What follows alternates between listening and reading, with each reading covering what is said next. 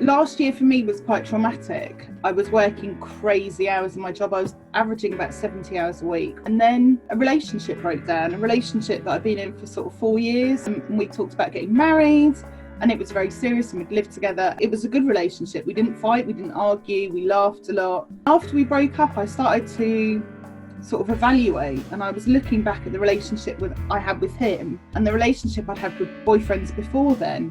And actually, while they were all very different, I started to notice that actually they had a lot of similarities and the relationships were very, very similar. It sort of was a bit of an awakening for me. I was sort of at a point where I recognise this and I can see there's a pattern, and I obviously need to do some internal work to sort of stop this from happening again. But I didn't know where to turn. And it's funny how the universe works, because a friend had just done some work with Gail, and she'd literally just done one of these videos and she shared it on her feed, and I was like, that's what I need a Gail.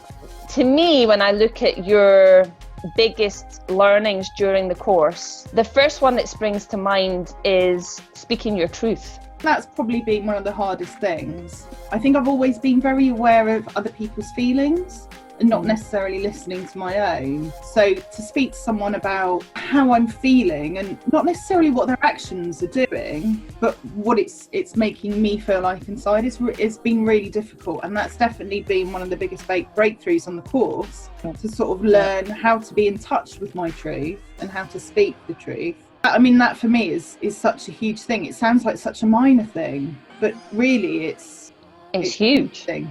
Yeah. Because at the moment when you learn to speak your truth, even when you have fear of someone falling out with you, I had that. That was always my fear. Oh, they'll fall out with me, they'll hate me, you know. When you learn to do that, what happens is your power switches back on. You own yourself. You claim what's actually going on for you. I'm not saying that there's no fear of what happens next, but it's almost like, because you're so congruent with yourself, that's more important. It becomes way more important than what happens outside of you.